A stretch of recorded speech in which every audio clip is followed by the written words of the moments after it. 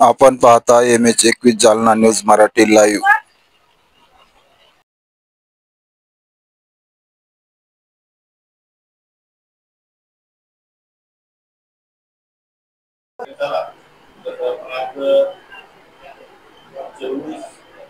April 1992 ला बलवंतराव समितीनं शिफारशीनुसार त्या दिवशी 1993 ला पंचायत राज दिन म्हणून आपण सुरुवात झाली आणि त्याच्यानंतर 2010 ला पंचायत राज दिन साजरा करणं सुरू झाला।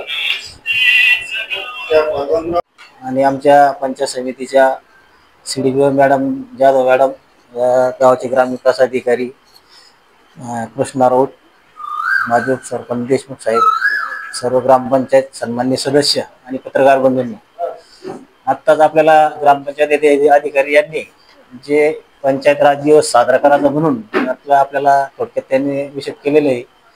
पंचायत राज हे दिन साजरा करायचा म्हणजे 1992 पूर्वी 92 ला तेव्हा घटना दुरुस्तीचे बलवंतराव मेहता समिती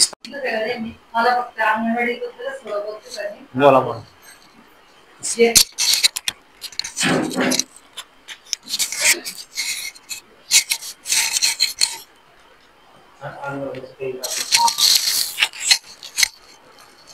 ज्या आपल्या अंगणवाड्या सर इथं आणवायला 6 अंगणवाड्या, पण 6 अंगणवाड्या काय झाल्या शाळेमध्ये दिलेल्या आहे आणि हे यांच्याकडचं सर्वेजन सगळं रोडच्या इकडचं आहे। लोक मुलांना पाठवतच नाही त्या अंगणवाडीमध्ये। तर मला ग्रामपंचायतीला एकच विनंती करायची, जर 6 क्रमांकाची अंगणवाडी रोडच्या इकडून जर दिली तर त्या मुलांना सोयीस्कर होईल यायला, कारण सुविधा भरपूर आहे अंगणवाडीत, आम्ही भरपूर सामान ते दिलं पण मुलंच येत नाही तर काय उपयोग त्याचा। तर सगळ्या अंगणवाडीमध्ये मुलं आले पाहिजे आणि पालकांना ते पाठवले पाहिजे आणि अंगणवाड्या ज्या त्या सर्वेमध्ये अंगणवाड्या पाहिजे होत्या तर सगळ्या शाळेत दिल्या गेल्या सर। त्याच्यामुळे अंगणवाडीमध्ये खूपच उपस्थिती कमी आहे। तर एक तरी अंगणवाडी रोडच्या इकडे जर दिली तर यांची सोय होईल एवढं सांगायचं।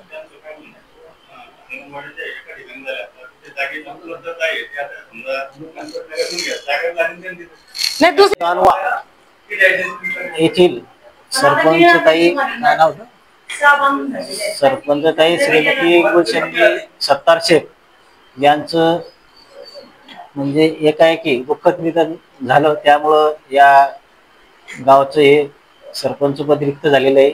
तसंच यापूर्वी काही तुमचे स्थानिक काही हे असेल तर ते उपसरपंच कल्पनाताई काकडे यांनी सुद्धा आपल्या पदाचा राजीनामा दिलेला आहे।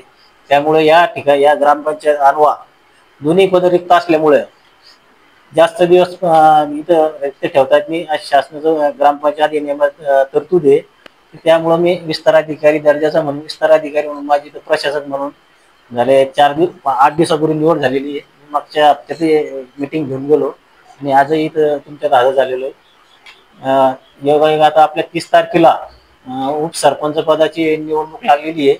त्याचे मी आज सर्व सभासदांना त्या विशेष सभेच्या नोटिसा बजावणार आहे आणि 30 तारखेला 2 वाजता ठीक नोटीस बजवून ते निवडणूक अध्यक्ष अधिकारी आणि माझ्या अध्यक्षतेखाली घेणार आहे। त्यात आम्ही जे काही मेंबर असतील त्याच्यातून ती एकमतानं उपसरपंचाची निवड करणार आहे।